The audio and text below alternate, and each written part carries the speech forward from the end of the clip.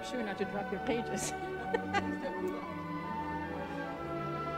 Good evening, ladies and gentlemen.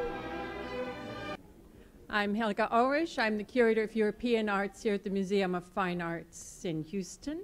And it is my great pleasure to introduce our tonight's speaking duo, who are here, Helen Mann and St. John Flynn, to give a wonderful talk of a lighthearted version of British history, which they are presenting in conjunction with our current exhibition, the Tudors to Windsors that we have upstairs, which has come to us from the National Portrait Gallery in London, and which will be here through January 27th.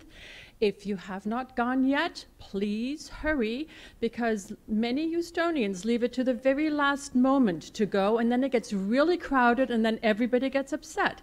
So go as soon as you can if you would like to go see it. But for tonight, we have, I think, a lovely evening in front of us. And let me just read you the biographies, the CVs of these two wonderful presenters, who obviously are friends of many of you, because I don't think I've seen many of you in this audience here before. Anyway, it's delightful to have you all here. Helen Mann was born, in her own words, a military brat back in the days when Britain had an empire on which the sun never set. When I read this, I thought, my goodness, she's 500 years old. But then it occurred to me that that was the Spanish Empire. Anyway. Ours was bigger, she said. She grew up on military bases in obscure corners of the world, most of which by now have changed names. She graduated with an MA from the University of Glasgow in Scotland, which was a university before Columbus discovered America. Married an American with a German name, by the way, like many of the British royals would do, and came to the United States originally for 2 years. She served 35 years as vice consul, and that's not what you think it means. It means she was responsible for press and public affairs at the British Consulate General here in Houston. During that time, she worked on planning for the visits to Texas by all major members of the royal family, culminating in the visit to Texas by the Queen and His Royal Highness, the Prince Philip, in 1991. She assisted in the first visit to the United States of their Royal Highnesses, Prince and Princess of Wales, in 1985. That was the one where Diana danced with John Travolta at the White House. You all remember the dark blue dress. She also worked on the visits of many major political figures, including Baroness Thatcher during the G7 meeting hosted by President George Bush, in 1990, which also had its venue at the Museum of Fine Arts at Bayou Bend, by the way. She was invited as a cast member of Manner of Speaking, Houston Public Media's Emmy Award-winning syndicated Downtown Abbey after show, and still meets viewers in grocery stores who remember the show fondly. Yes, there will be a movie later this year. Now retired, she is working on a book, second rewrite in progress, rescues stray cats and dogs, and is a happy, if not altogether successful gardener and a keen opera fan. Now to St. John Flynn. He was born and raised in the UK, but came to the United States to attend graduate school. He has worked for top US public TV and radio stations for more than 20 years, including as host of the award-winning book show Cover to Cover, for the Georgia Public Broadcasting Radio Network, classical music director of KUHF 88.7 FM, and as arts and culture director for Houston Public Media, where he hosted the daily arts radio show The Front Row, the Opera Cheat Sheet broadcast, the Houston Symphony Weekly radio broadcasts, and various TV arts programs, including the Houston Symphony season announcements and the Skyline sessions. He was also a cast member of Manner of Speaking, TV8's Emmy Award-winning syndicated Downtown After show.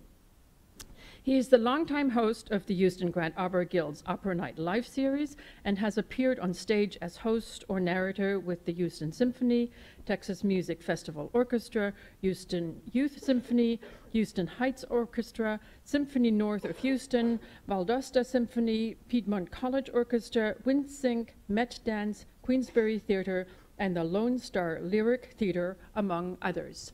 So please welcome them both to a delightful evening of repartee on Britain's great royal history. Thank you.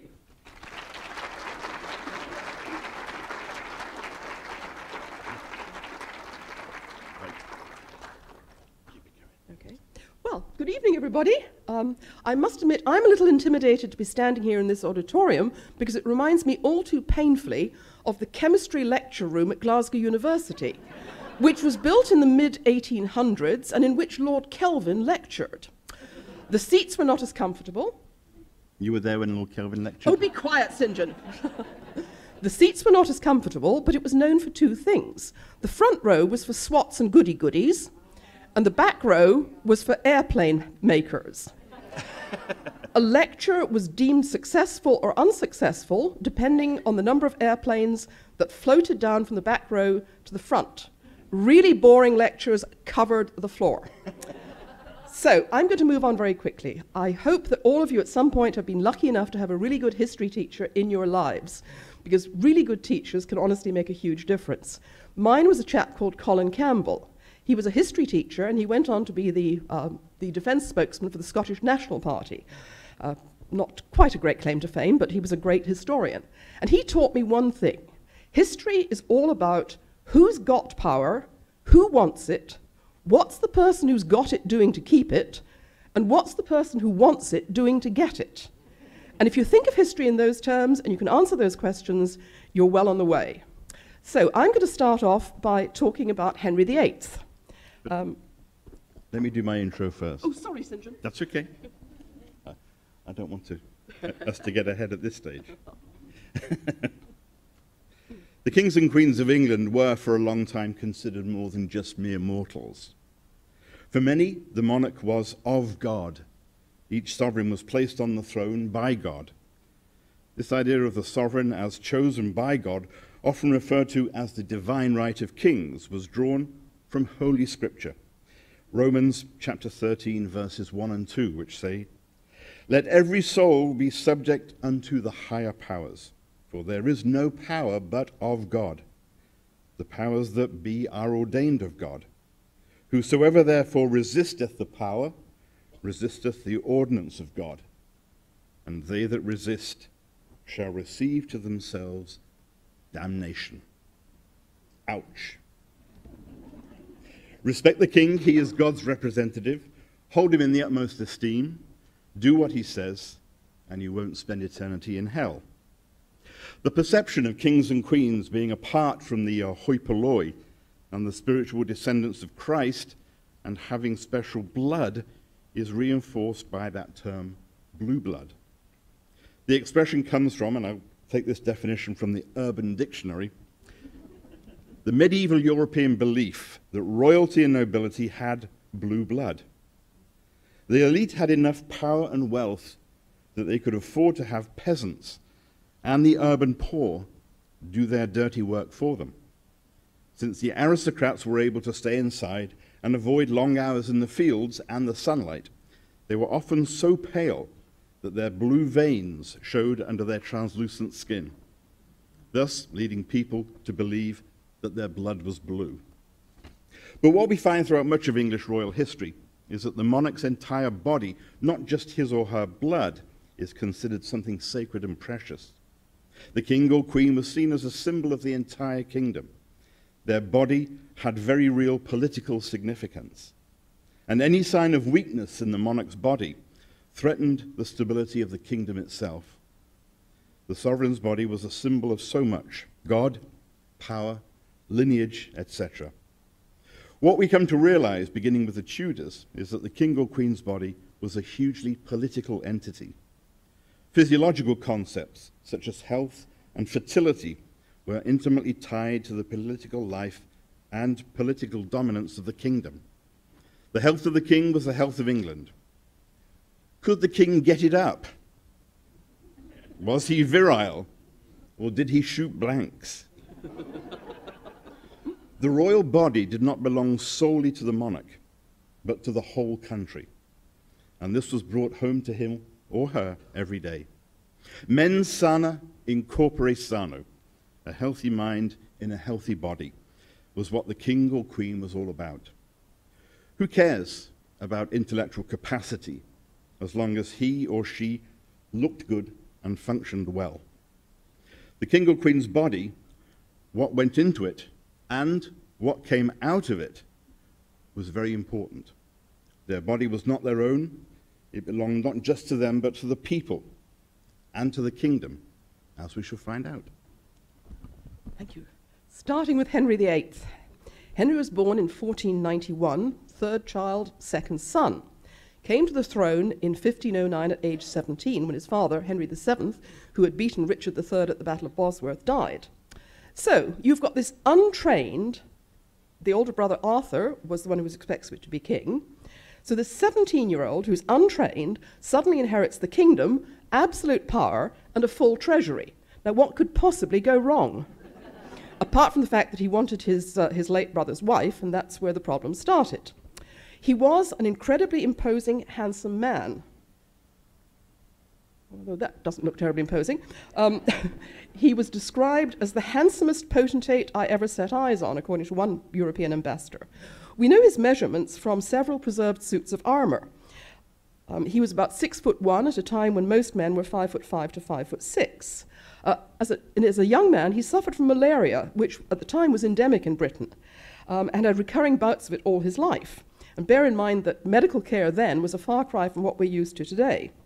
I'm not going to talk about his 6 wives. There have been plenty of books and programs about them. But what I'm going to do a little bit is talk about Henry the athlete. And he's an athlete who suffered the typical sports injuries of his day.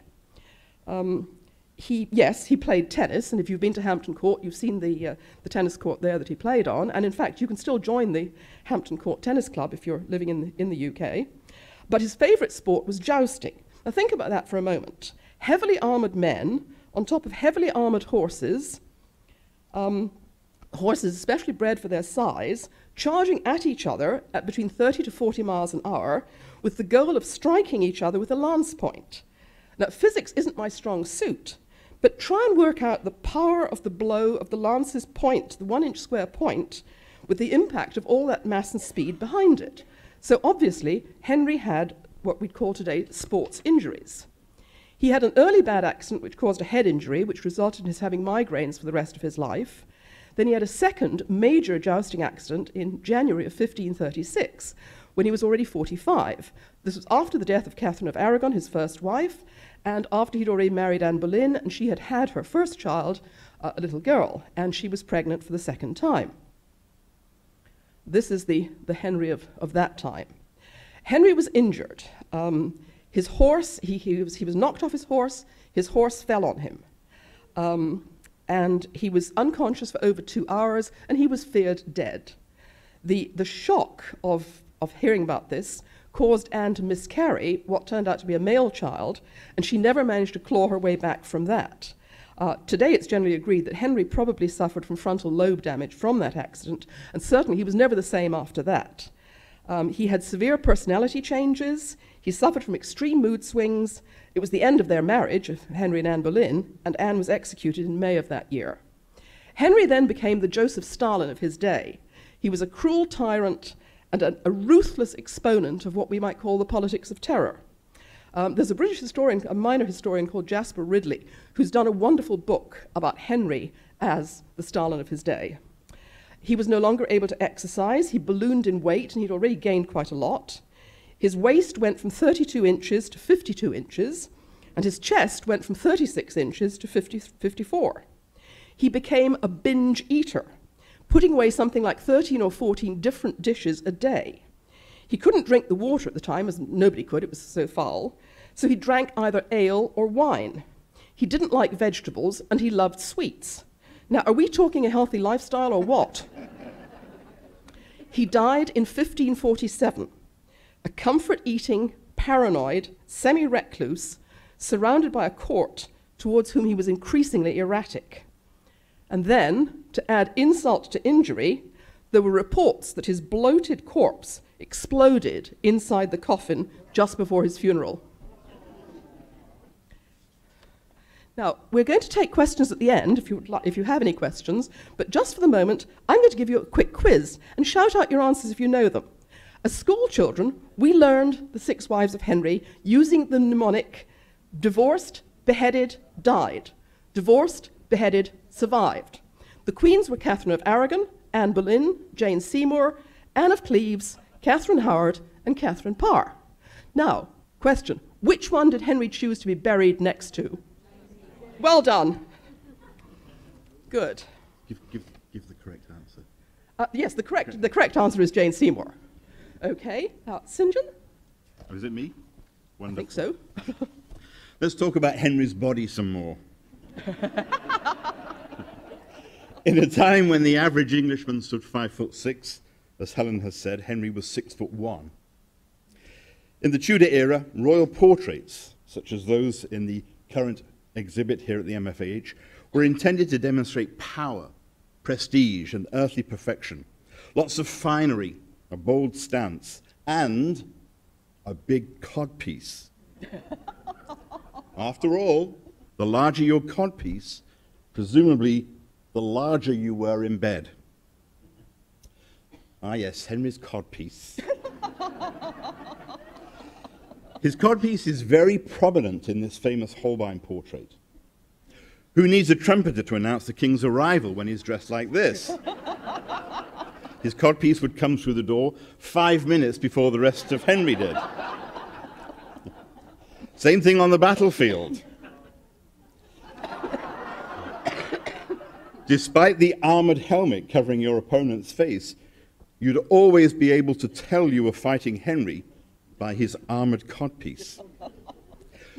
Whenever Henry wanted to make water, to use the quaint phrase of the day, he would be accompanied to the water closet by one of the gentlemen of the bedchamber, a courtier who attended the king in his bedroom suite.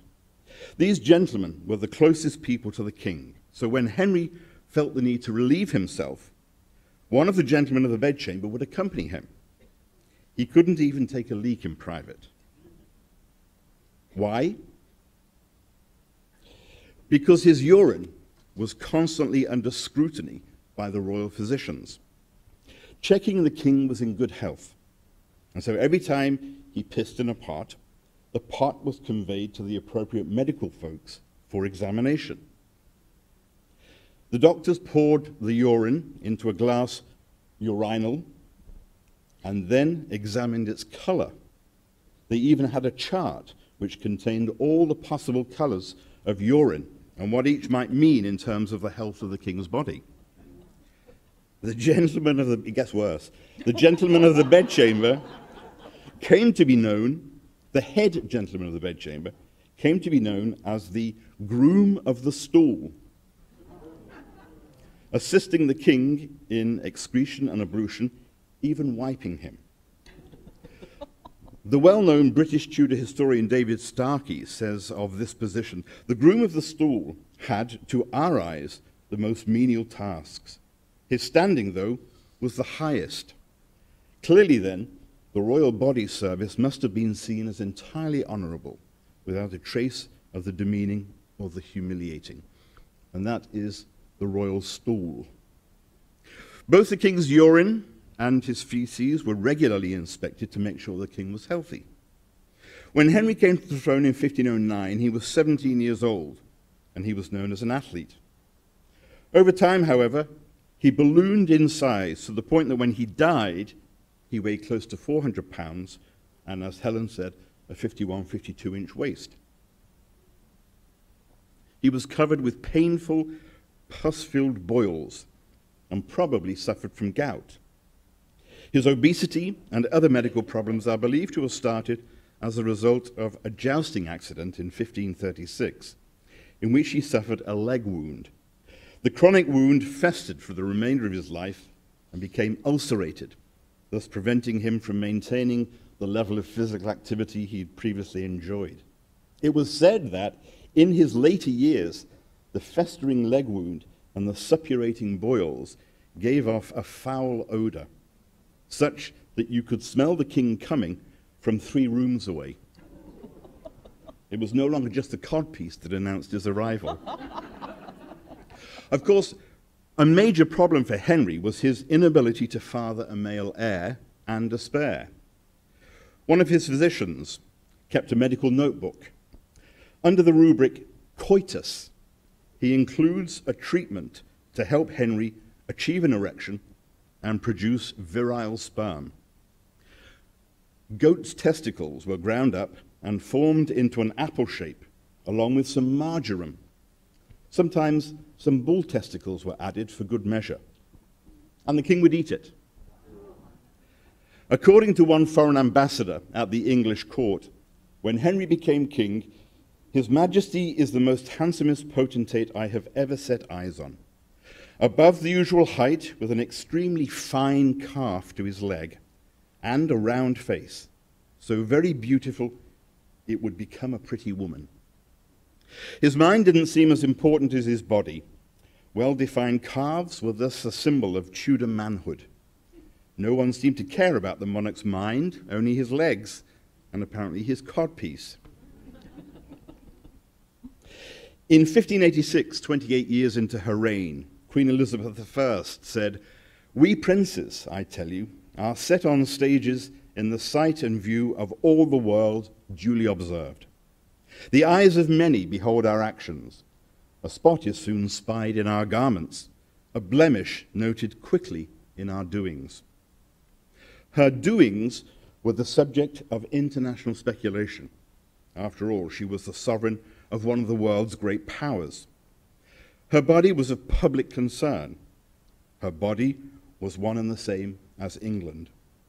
The stability of the state depended on her well-being, but also on her fertility, and, by extension, on her chastity. It should come as no surprise that what was expected of a queen's body was more stringent than what was expected of a king. The Western world in the 16th century was still pretty patriarchal. This double standard was tied up in biology.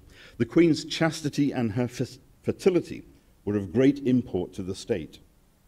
A king had to be fertile, but his wife would pose little threat to the state, whereas a queen who married introduced a potentially problematic male into the picture. In the 16th century, how could a queen regnant not obey her husband, a mere consort? The king's codpiece might have to be big, but the queen's ovaries were not her own. As Elizabeth grew older and her body began to weaken and become more decrepit, she became more of a cause for concern. She was an elderly, unmarried queen with no heir, and this raised fears. Over the course of her reign, the physical reality of her natural body had to be reconciled with the fact that she also represented the body politic. When she came to the throne in 1558, Elizabeth, with her flawless white skin, her flaming red hair, and her ornate and sumptuous clothing, was celebrated for her glamour and beauty. She was an all-glorious queen of magnificence and spectacular display, as one historian wrote. She soon became iconic. This larger-than-life presence was carefully crafted to have maximum impact at court in front of foreign ambassadors. Elizabeth courtiers believed that physical beauty amplified female power, and the Queen's splendor was a confirmation of her claim to the throne. In October 1562, Queen Elizabeth was taken ill at Hampton Court with what was thought to be a bad cold, but it soon turned out to be smallpox. Everyone thought she would die. Obviously, she survived, but she was permanently scarred, especially on her face. Because of the smallpox scars and the wrinkles that developed around her eyes and her mouth as she aged, the Queen required a daily beauty regimen. Every day, her ladies had to spend time applying Elizabethan makeup to the Queen's face. And we're not talking Revlon or CoverGirl here. These cosmetics were very caustic and very smelly. One of the most popular cosmetics was called Venetian ceruse, which women used to whiten their faces, their necks, and their décolletage. It was made by mixing vinegar with lead, which created a foul-smelling, opaque powder that gives a milky porcelain white complexion. The big problem with ceruse was that it was absorbed through the skin, which caused lead poisoning, hair loss, muscle paralysis, and a slowly deteriorating mental condition. It also corrodes the skin, leaving it unattractive. So thicker and thicker layers had to be applied over time. As Elizabeth aged, vivid colors were applied to her cheeks and lips in addition to the ceruse. Her favorite color was a very bright vermilion known as cinnabar, which gave an intense red color. Unfortunately, cinnabar is mercuric sulfide. And so every time Elizabeth licked her lips, she inadvertently ingested some of this toxic substance.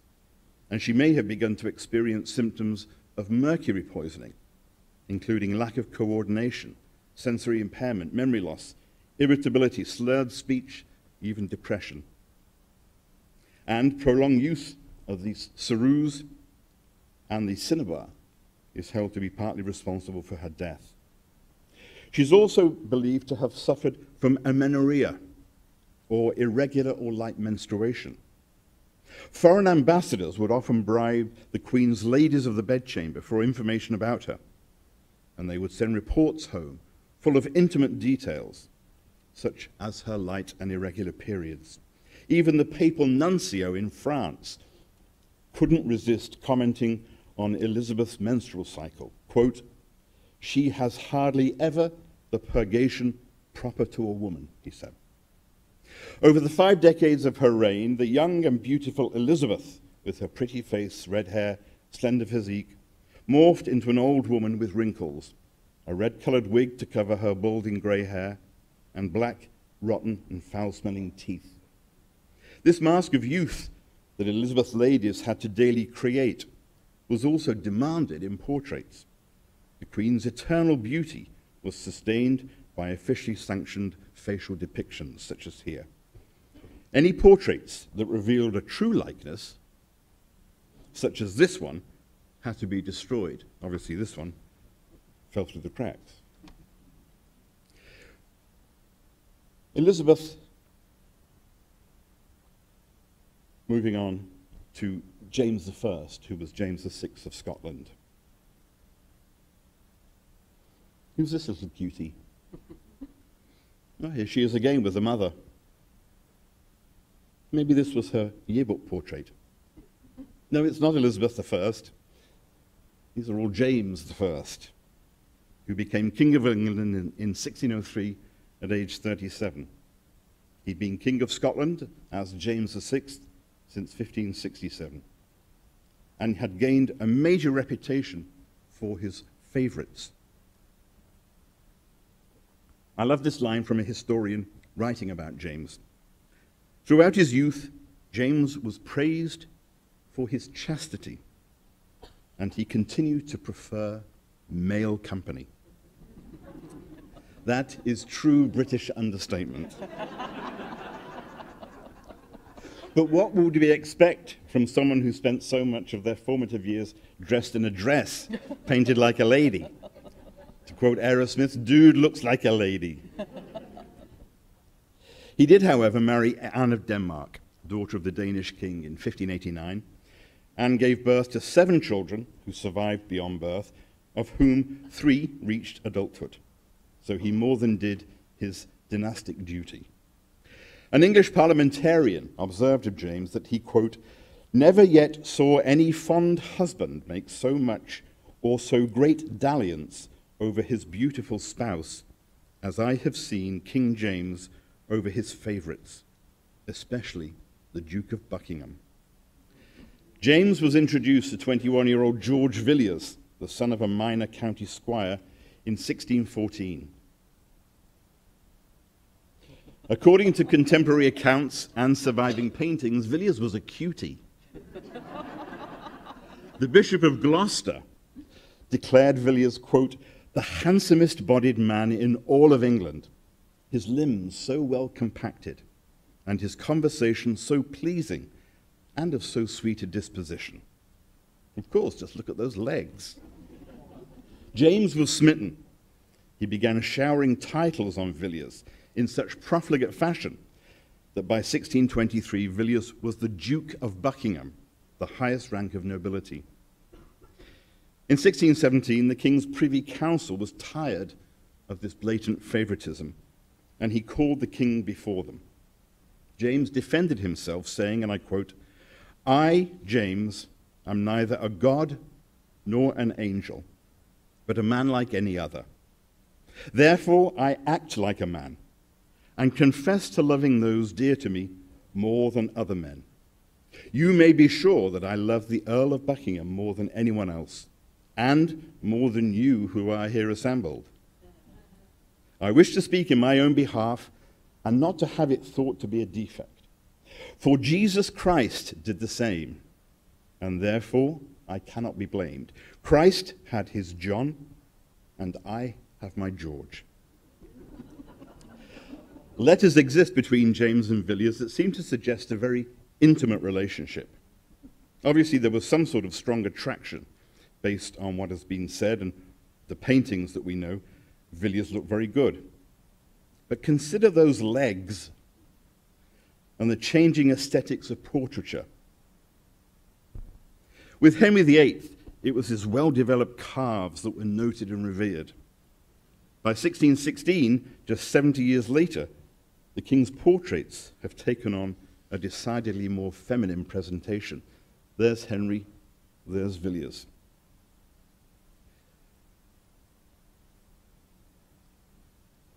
The King's favorite here, George Villiers, is painted with very slender, almost feminine legs.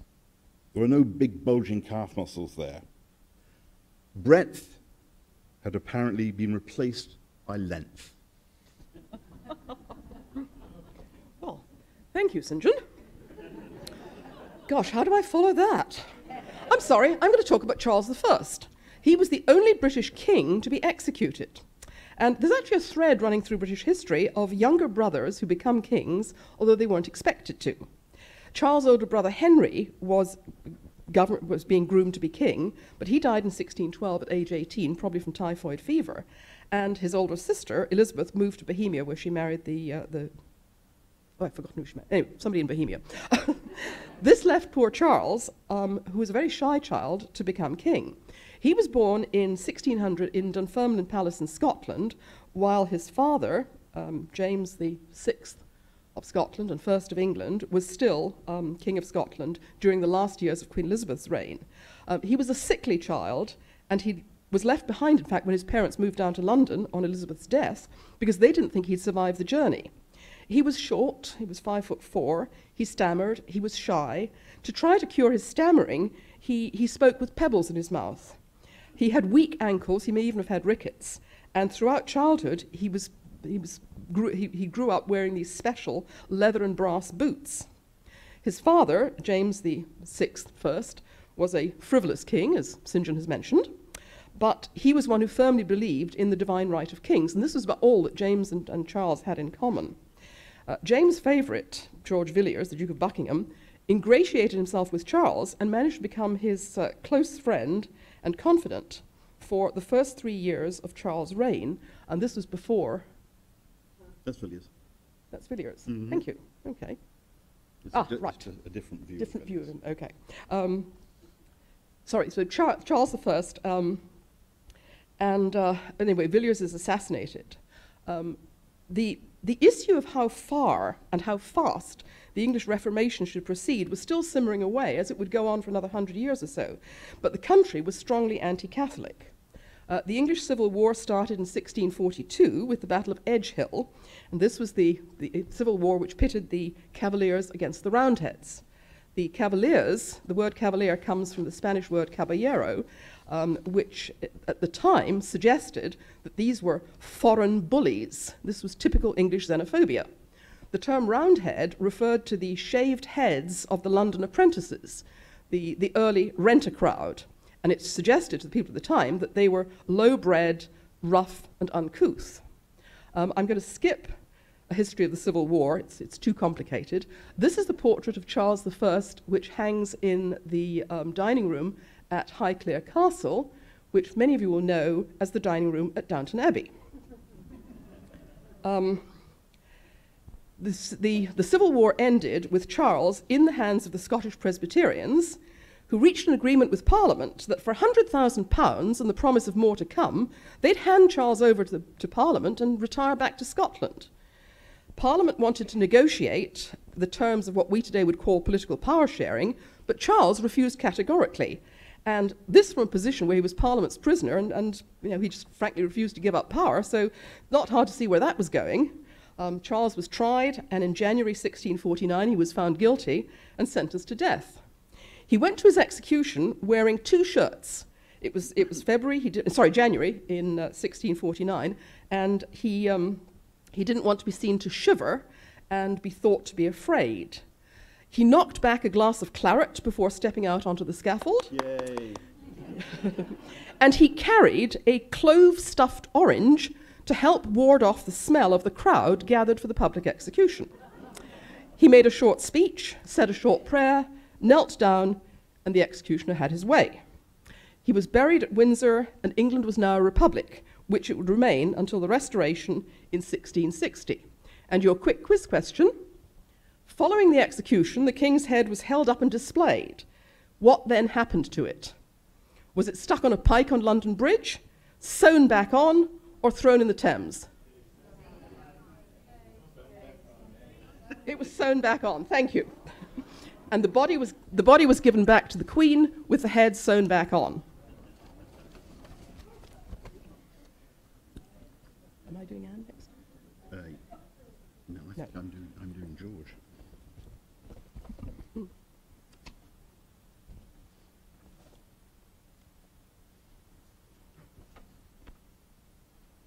Yeah, we should go on to Anne. I'm sorry. All right, sorry, we sorted that out. Let me talk a little bit about Queen Anne. Until very recently, Queen Anne's been the centuries overlooked monarch. I always thought of her as one of the boring ones, and I moved on as quickly as possible. She became queen at age 37 in 1702. She was the last Stuart and the niece of Charles II.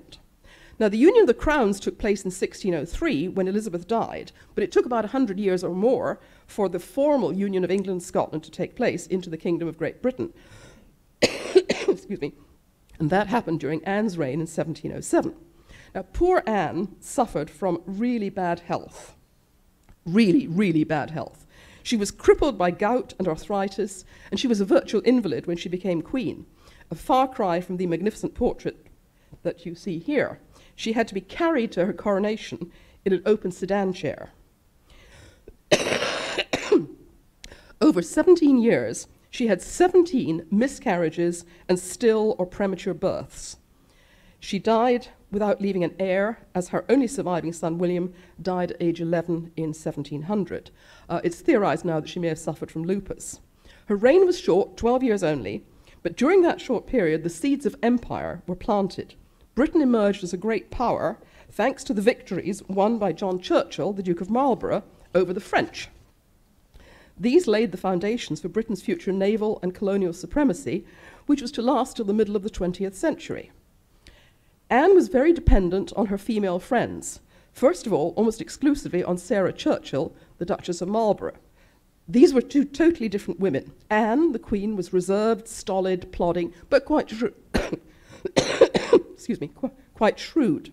Sarah was beautiful, willful, outspoken, had an acerbic wit, and a fearsome temper. Initially, in the early stage of their friendship, they referred to each other as Mrs. Marley and Mrs. Freeman.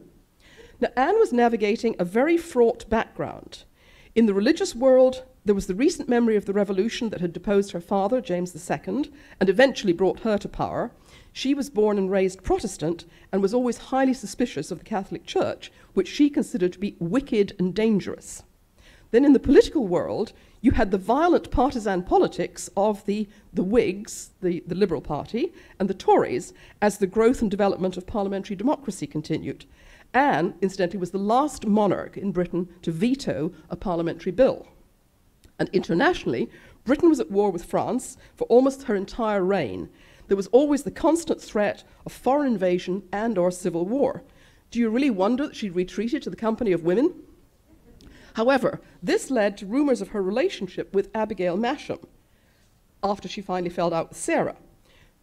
And they were alleged to be sexually infatuated with each other.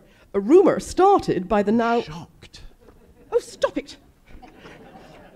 This was a vile rumour started by the now out of favour Mrs. Freeman.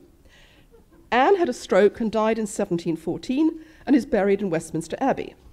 Her reputation historically derives from the highly prejudiced account written by the Duchess of Marlborough and not helped by several generations of male chauvinist historians. There are much more sympathetic appraisals of her reign, and if you're really interested, I recommend a biography by Anne Somerset, and I'm sure lots of you have seen The Favourite. Now, the Act of Union in 1707 during Anne's reign led to the adoption of the Union Jack as Britain's flag. It's composed of the flags of the patron saints of the 4 different countries: St. George of England, St. Andrew of Scotland, St. David of Wales, and St. Patrick of Ireland. Now, one of these saints' flags, however, is not represented in the Union Jack. Which one?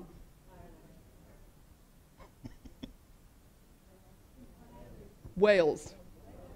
Right, because Wales, at the time of the Act of Union, was already a Principality of England. And moving on from Anne, we come to George III. Now, George III was King of Great Britain and King of Ireland from 1760 until the union of the 2 countries in 1801, after which he was the King of the United Kingdom of Great Britain and Ireland until his death in 1820. George was the last King of America and the first King of Australia. I always thought about him as the king who went mad, which he did towards the end of his reign, and in fact that was a tragic end to the reign of a king who cared passionately about Britain. But he was the king who lost it all. He lost the power to control Parliament, he lost the American colonies, and he eventually lost his mind. Born in 1738, he was 22 when he became king, 1760. He was intelligent, tall, spirited, and he inherited a kingdom in pretty good economic shape. He was the first king in decades to have been born and raised in Britain. He followed in the Hanoverian line kings like George I, who didn't even speak English. When he became king, there were already rumblings from the colonies, and George III had a hard time getting comfortable with the chief minister, eventually settling on Lord North as the first minister that he could really trust. And initially, North did try to calm relations with the colonies by removing a number of duties, except for that pesky tea thing. Now remember, it was politicians who levied taxes, not the king. And you know the rest of that story, I'm not going into it. George felt the loss of the colonies deeply and personally. He began to withdraw into farming and a more rural life at Windsor. In 1788, he went mad for the first time. In 1789, he recovered and found himself very popular with his people. The disease, however, didn't go away. It struck again in 1801, 1804. He began to go blind. In 1810, at age 72, he finally went completely mad, and the regency was declared. Now, his reign saw the American and French revolutions and the rise and defeat of Napoleon. During George III's reign, political power was exchanged for symbolic power. We remember George for his madness, but in fact, he was the father of the constitutional monarchy that we have today. George also commissioned the gold state coach, which is still used by the royal family today. And your quiz question is, what did it cost in 1760? £5,632, £7,562, £10,802, or £25,552?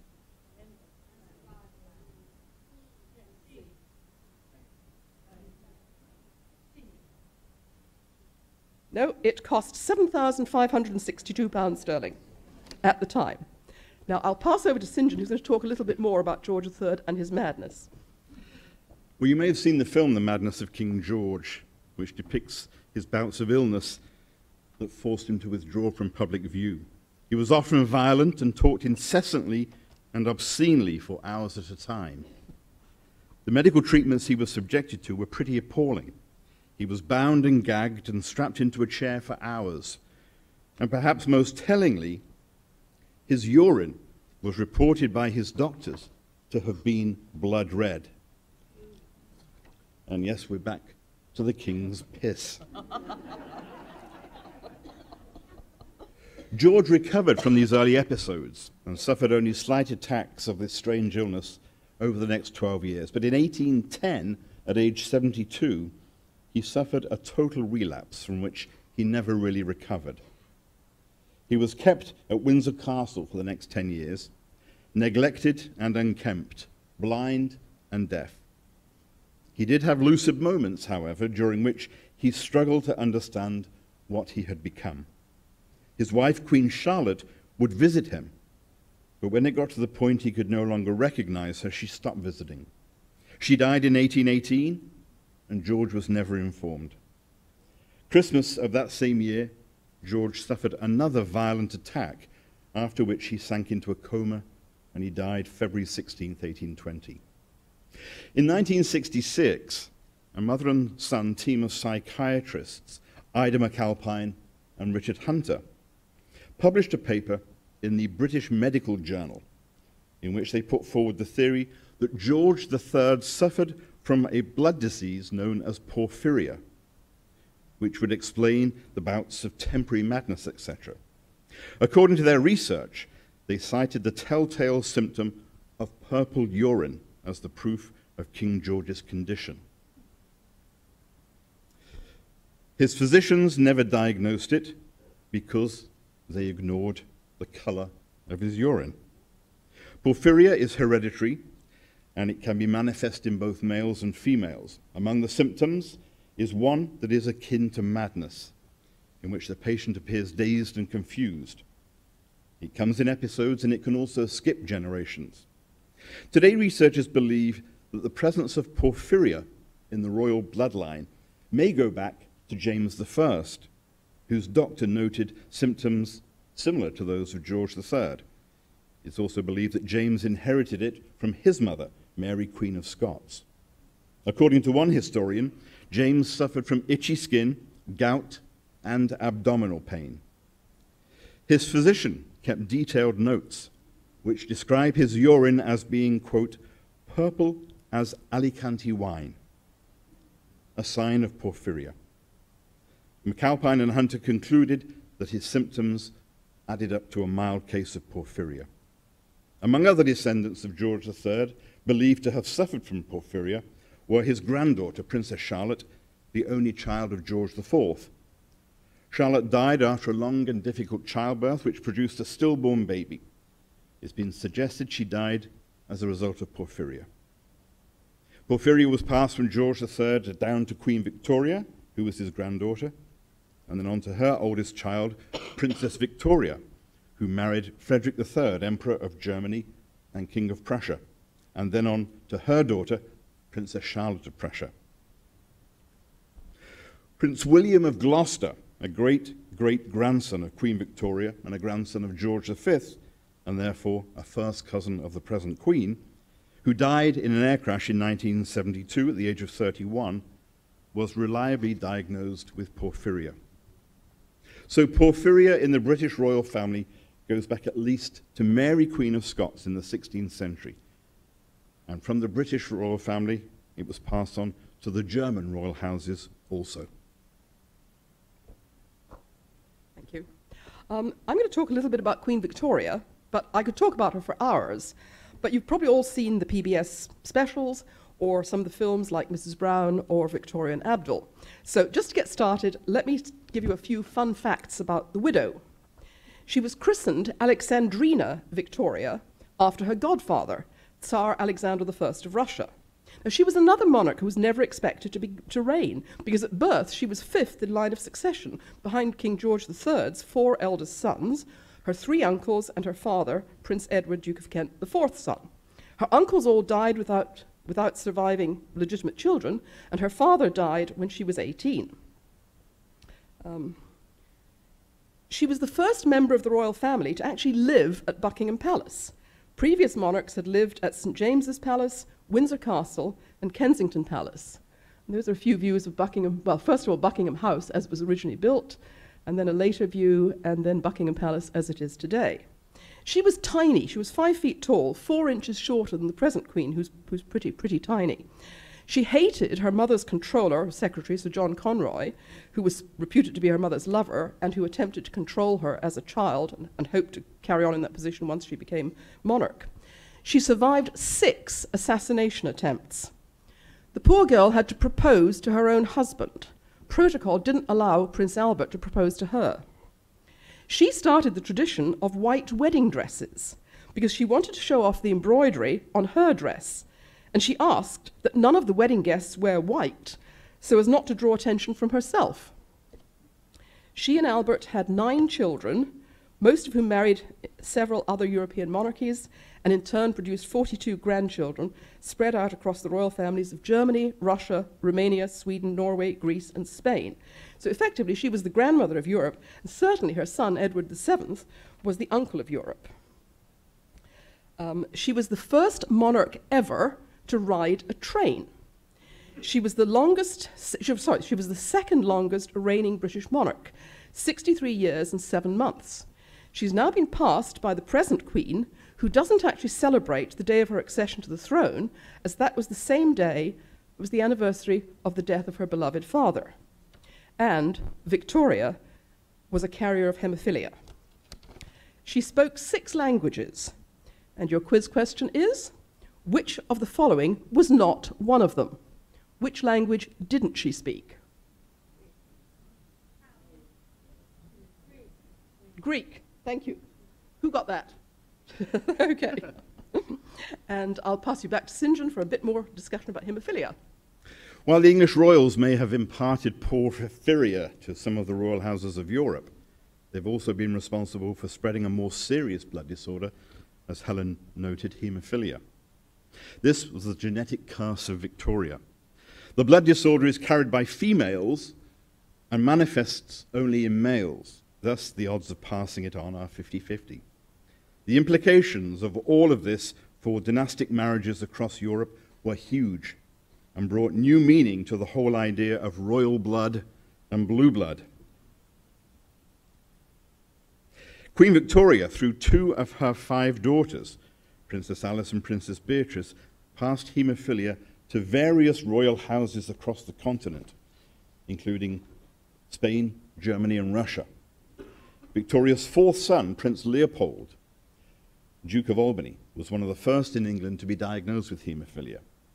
There was no evidence of haemophilia before in Victoria's family, and given that over 1/3 of cases arise spontaneously, this apparently seems to have been the case with Victoria. For this reason, haemophilia became known as the royal disease, and through the ever-present scourge of intermarriage, it spread through the houses of Europe. In 1894, Tsar Nicholas of Russia married Alexandra, a granddaughter of Queen Victoria. They had a son, Alexei, born in 1904. His haemophilia was kept a secret from the Russian people. Alexandra knew, as the carrier, that she was responsible.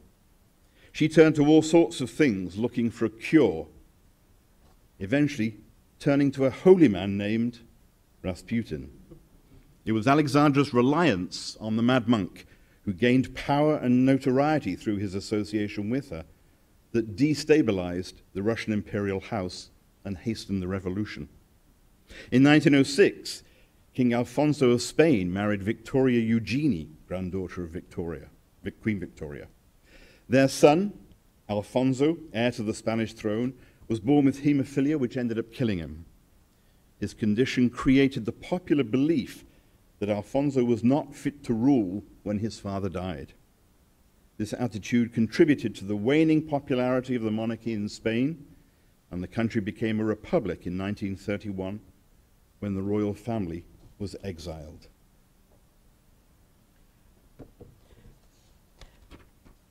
The royal family changed their name in 1917.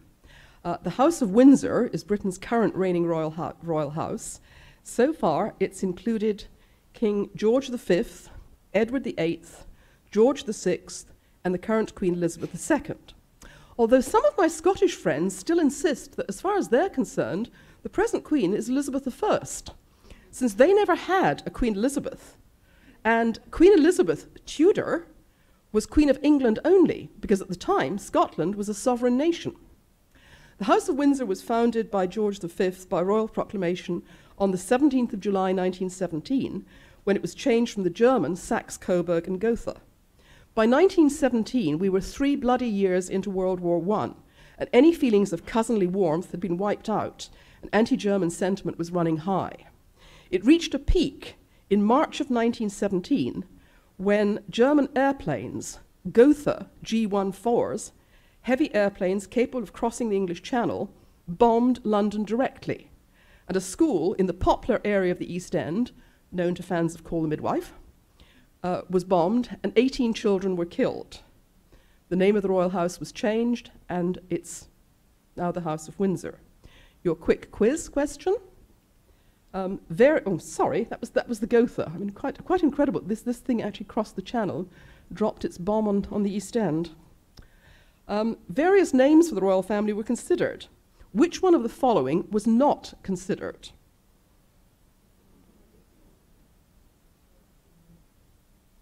No, the name is Fitzroy. Fitzroy was not considered because it indicates an illegitimate line of the family.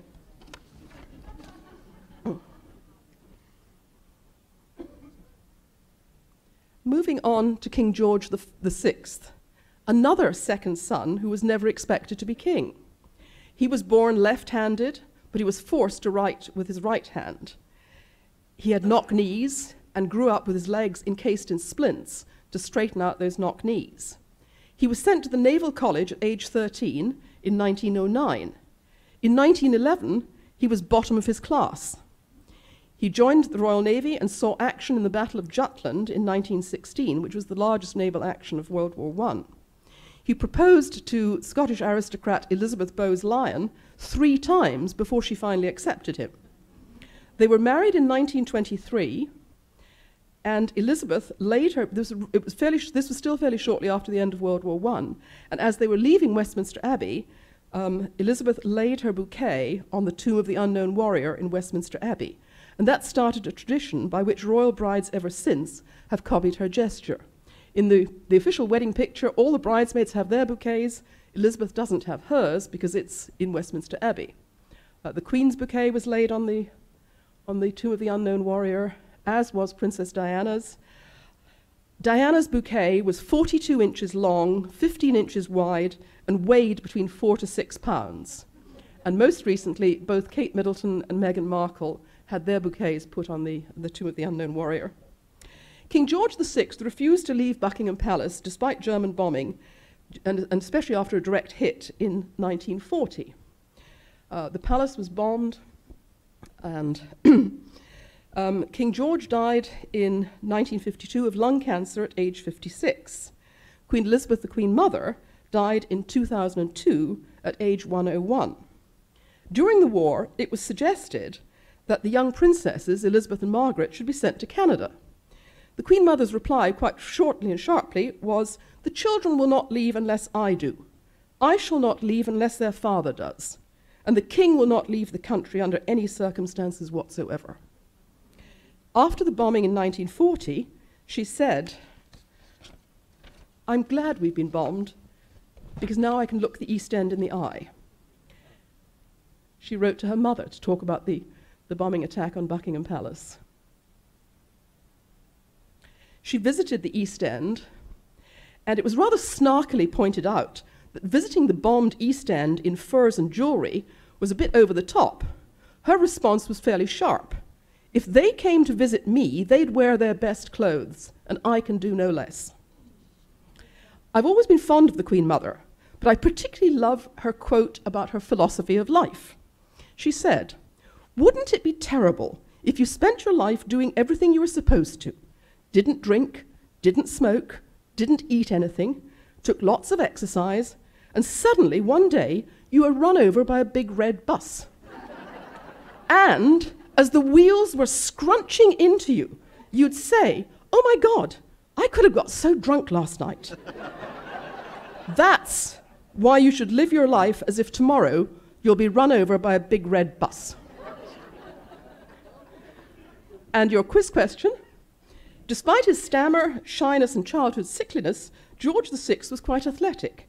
Which of the following did he do? Compete in the men's doubles at Wimbledon, ran the Royal Navy Marathon, or competed in the Army Operational Shooting Concentration at Bisley? Men's doubles. Men's doubles. Well done. St. John? In terms of the King or Queen's body and its political significance for the House of Windsor, we should focus on the mens sana rather than the corpore sano. Born in 1905, Prince John, often called the Forgotten Prince, was the fifth and youngest son of George V and Queen Mary. It was discovered that he was epileptic at age 4. It was also thought that he had a learning and possibly an intellectual disability.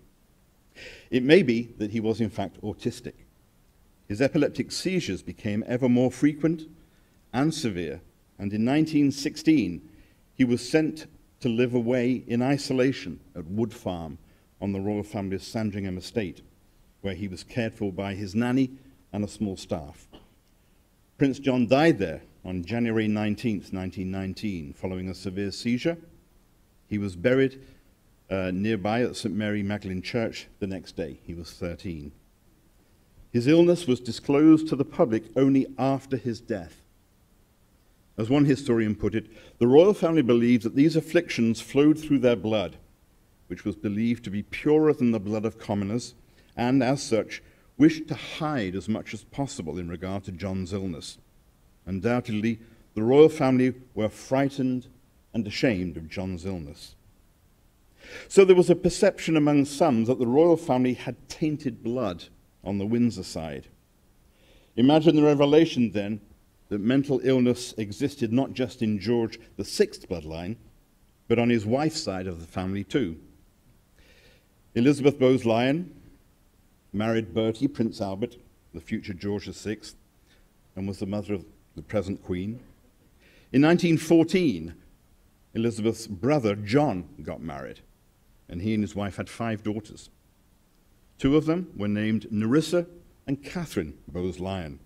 They were the Queen Elizabeth II's first cousins.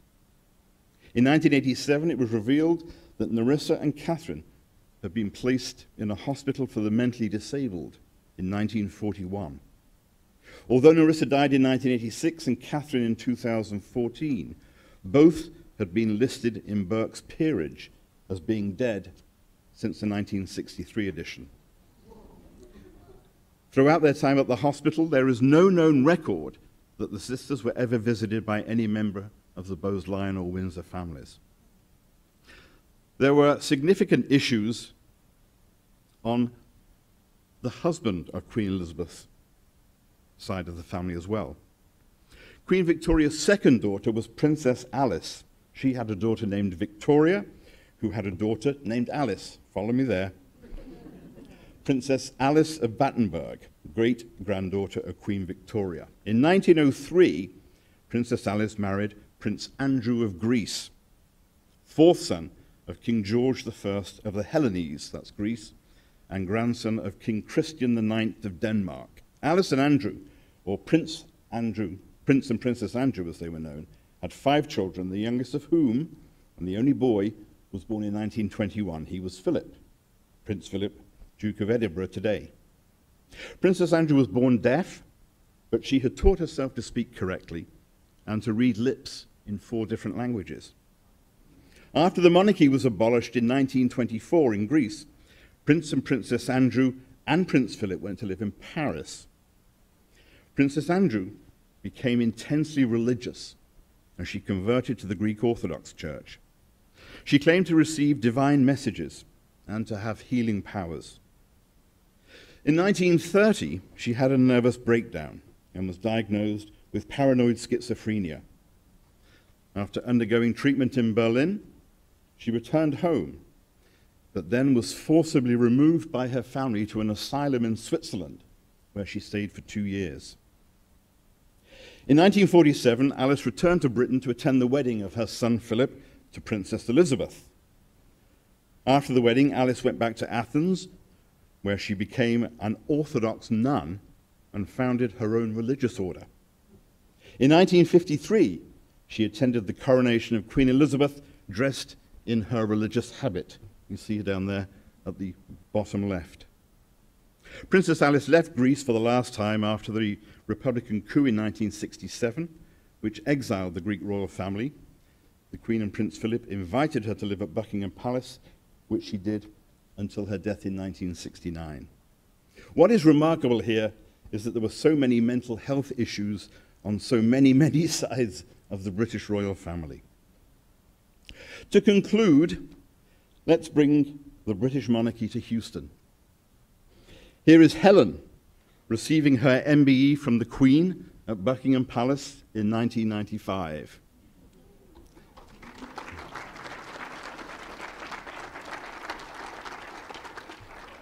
The Queen and Prince Philip visited Houston in 1991. You can see the Queen on the left at NASA, and on the right with Houston Mayor Kathy Whitmire. And to bring the British monarchy to this very building, here is Governor Anne Richards with Her Majesty the Queen at a dinner held here during their visit in 1991. Thank you very much.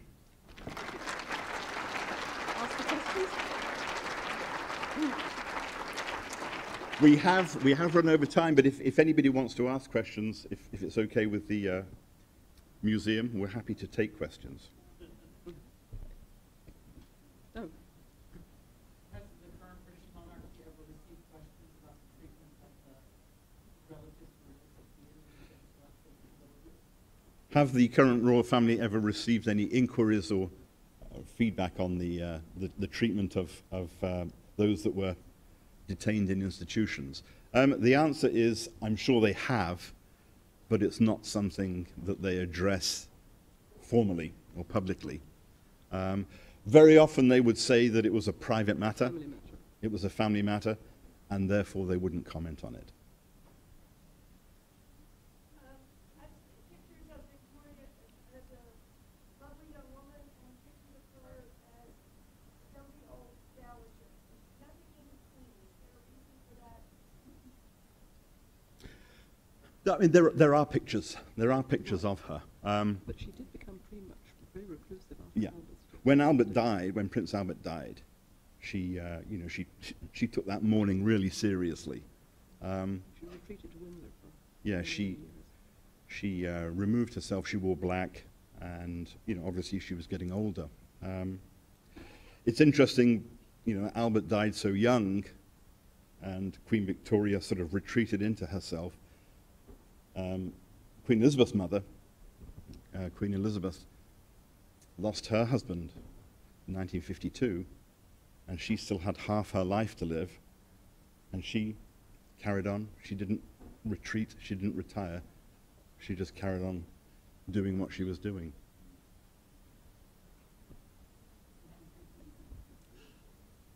I don't recall which of the royals you listed as having languages. Queen Victoria. I noticed that Spanish was not on the list, but Latin was. Right. Yes. Yeah. Well, Latin and Greek being They were the dead languages, Right. They were the classical languages. classical Latin and ancient Greek. Do you think the royal family had in mind starting to add to the bloodline by having commoners marry their princes? Well, I mean, who knows? I mean, certainly it's a good idea. I mean, but also it's, times change. And as royal families across Europe disappear, there is not the same, it's more difficult to find a suitable prince or princess from somewhere else to marry. And we're a different society now. I mean, back in the day, we would have kings that couldn't speak English, because they came over from Germany. If you think back to the time of William the Conqueror, the language of court was French. But these days, I think we like our prince and princesses to speak English. They're a much more egalitarian society. Mm-hmm.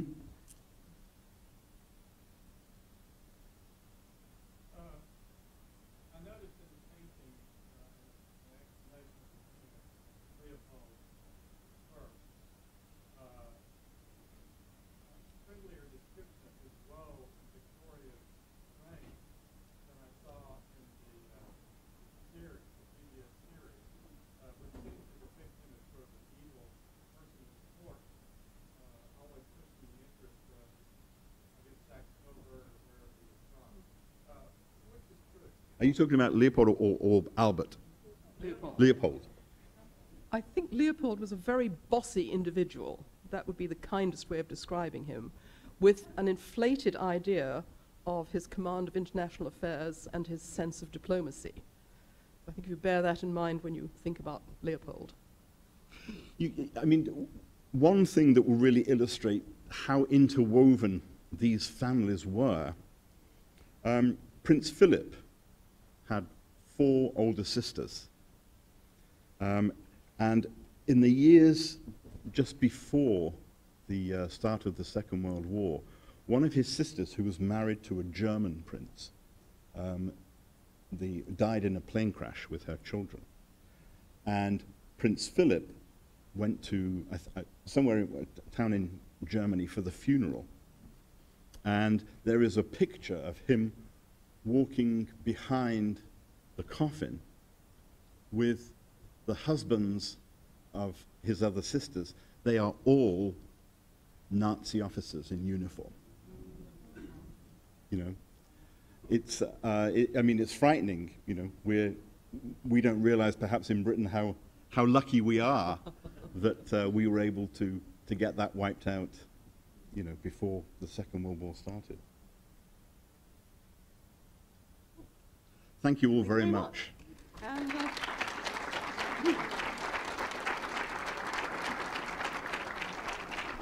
at this point, I feel I need a drink, so I'm heading for the Red Lion. If anyone wants to come and join me, they're welcome.